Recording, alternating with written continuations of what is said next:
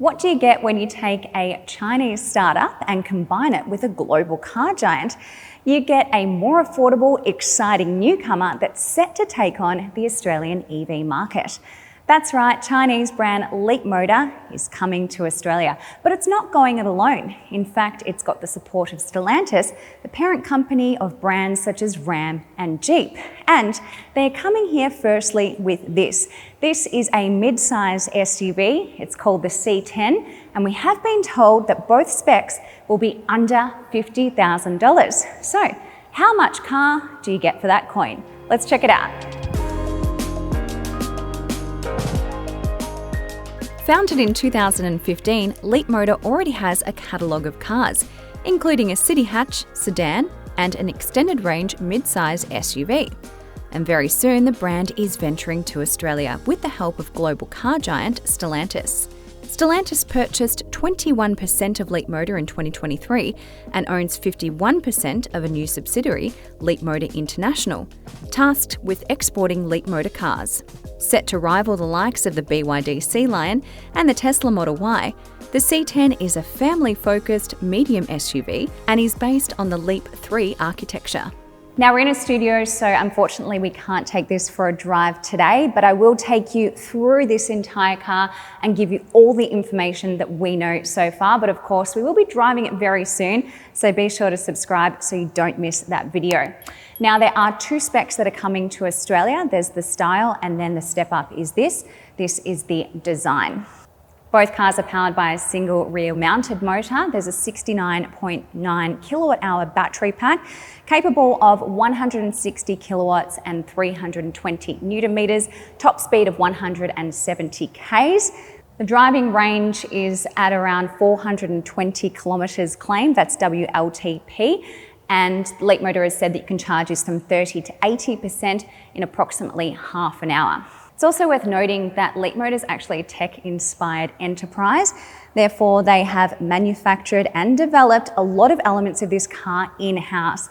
And that includes things like their C2C technology, their cell-to-chassis tech, which I'll talk more about later, also their electric powertrain, and things like their intelligent systems. So at the front here, I think it has a really great presence. It's actually quite chunky, and these air intakes down here. And then you've got this strip light, which you see on a lot of new cars at the moment, but a front strip, and then they call these angel wings, sort of flows into the headlamps here.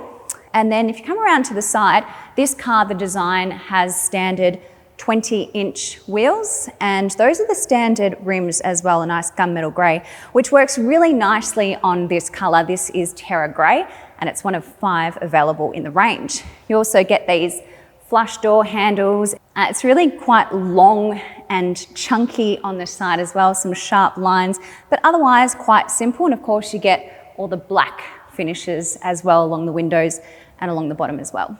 In the rear, again, like you're seeing with a lot of new cars now, you've got this rear light bar, very Porsche-esque, and then you've got your indicators down below here. Something to mention before I forget, there's actually 12 cameras, ADAS cameras around this car. We'll talk more about safety later.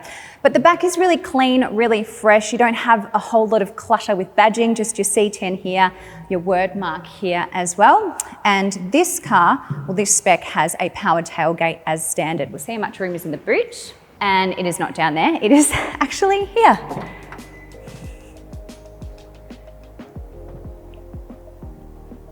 Okay, so inside you've got 581 litres. That is from the floor to the roof, that measurement, keep that in mind. So it's larger than, say, a Nissan Qashqai, but not as big as a Kia Sportage.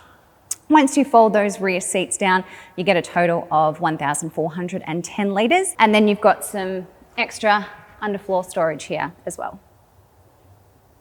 So this here is your key. You get a card, not an actual physical key. There is a mechanical key just in case you need to get inside for whatever reason, or you can open this using the app, and all you need to do is have your phone nearby and it will read that the phone is there and open without even touching any buttons.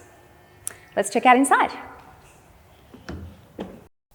Okay, so welcome to the cabin. Leapmotor's really marketing this as a family-friendly car, and you'll be able to see that when I show you all the space. It is very roomy in here.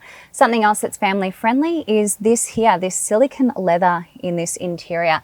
It's actually been certified, so it knows that it can in no way give a baby or child a rash, and also if a baby were to bite into it, they wouldn't be harmed in any way. So a bit of a nice to know, but yes, it is divine. It feels really, really soft, and the seat's really comfortable, as is the seating position, but you can see the bolstering goes quite high up as well, which is nice. So yes, this does feel very soft, this fabric, and just having a bit of a feel around, quite soft everywhere. Checking out the build quality too. Had a bit of a play around. Everything feels quite solid in here, and you don't really get any hard plastics until you reach further down on the door. So yes, it all looks really nicely built in here. I'll talk about some of the standard features that you get on this spec on the design. So you get a very large panoramic glass roof. Thankfully, there is an electric sun blind as well. Other things that you get the standard wireless charge pad, seat heating and ventilation for the front row, a heated steering wheel, you get rear privacy glass, and you also get a 360-degree camera, which I'll show you shortly. In the way of storage in here, for a mid-size SUV, there's actually quite a lot. I can see 2 cup holders here, another 2 here. There's your wireless charge pad, and you also get a lot of storage in here, an open compartment, which is really handy. Probably fit a small bag down there. I can see charging capabilities in there. And in here, this is actually rather deep. The door bins are really well sized as well. So yes, it is very family friendly in here. Speaking of family, Leapmotor has dived into the internal phone book, called their friends at Maserati, and they actually worked with Maserati on the tuning of the suspension of this car. So European tuned suspension. They've also been talking a lot about how silent it is inside this car, and they went as far as saying in a presentation, this is actually the quietest in its segment. So we'll have to find that out. Stay tuned to Drive.com.au for when we drive this car. Let's have a look at this system here. So as you can see, very minimalistic in here. This interior as well, by the way, is called Crayola Brown. And as you can see, there is a lot of brown. If you look on the dash as well, these are your hidden vents. And then obviously some ambient lighting, also standard, but everything is brown. You don't really get any other chrome, except for on the door handles here. Those are the only other finishes. Otherwise, it's brown everywhere. It's actually quite intense. But yes, the minimalism continues up here because there's no buttons or dials. Everything is controlled and housed in this screen. This is a 14.6-inch screen, very Tesla-esque, but thankfully you do as well get a digital instrument cluster here, which I've been told is quite customizable as well. This is a 10.25-inch screen, and I can see that you can actually move wherever you want your maps to one side. You can move your speed. Hello. You can have your maps to one side, you can have your speed in different areas. So yes, it is very customizable, which is great news. Besides for voice commands, a lot is obviously controlled here by your steering wheel, or this is a touch. So you've got some slide features here. And I will just take you through this screen as well so you can see some other features. Okay, so in this system, you do get DAB digital radio, you get satellite navigation, you get FM radio, but you don't get AM. So you also get some cool apps that you can download. You can have your Spotify in here. You can have Zoom, so do some meetings while you're static. And you can also download TikTok as well. So lots of apps in here. This is your main screen. You've got a shortcut screen with some cool features in here too. And that includes a guard mode. So it's sort of like if you've seen a pet mode in a Tesla, you can set the temperature to a specific cool temperature, and it senses if there's a living thing inside your car. Here is your 360-degree camera as well. So you can just move it around with your finger like this, check out other areas of the car. So good for when you're parking, you want a nice bird's eye view.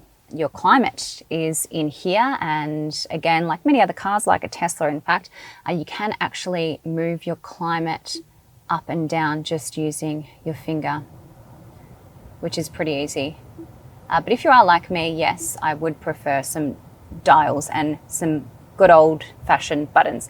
You also have a nap mode for when you pop the front seats down. I'll show you that in a second. But yes, you can choose whatever floats your boat to help you go to sleep. Crickets, definitely no. But that's another cool feature in here as well. Before I jump into the second row, I just couldn't resist trialling nap mode and the super comfy, super versatile seats. Both the driver and passenger score 180-degree flat fold seats, if you can set them up properly, that is. Now the boot may not have looked that large, and here is your trade-off. This is the second row, and have a look at this space. I did say it was very roomy in here.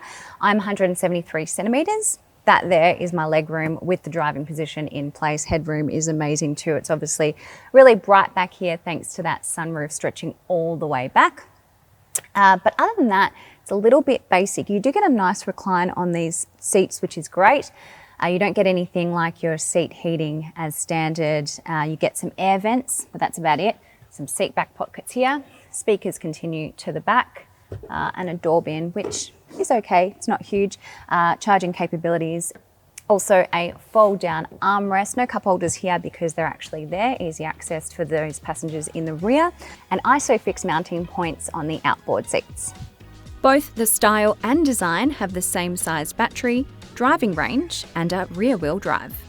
As mentioned earlier, Leapmotor's gone down the cell-to-chassis road. This means the battery cells are installed into the car's structure, rather than using battery packs which the cell modules are connected to. This can free up space and assist with weight reduction. Cells are also cheaper to manufacture, while the structure is said to be more time efficient for engineers to build. Brands such as BYD and XPeng are also using this technology. In the way of safety, the C10 features the Leap Pilot Intelligent Driver Assistance System with 12 high-precision ADAS sensors and ADAS functions. These include adaptive cruise control, lane centering control, emergency lane keep, front collision warning, rear collision warning, intelligent speed assist, traffic jam assist, and advanced driver distraction, just to name a few. So there you have it, the first offering from Leapmotor coming to Australia at the end of this year, and you can already register your interest online at the Leapmotor website. We have been told that the C10 Leapmotor cars will be sold at Stellantis dealerships across Australia. Now, we have also been told that we can expect around 6 cars by 2028 from the brand, but they haven't specifically said what order and which cars are actually coming to Australia. They said they want to come in, check out the demand and see what customers want. What do you think though? We want to hear from you. Do you like the price? Do you like the look? Would this be on your shopping list? Be sure to comment below, and of course head to Drive.com.au, stay up to date there for any news on Leapmotor. Thanks for watching.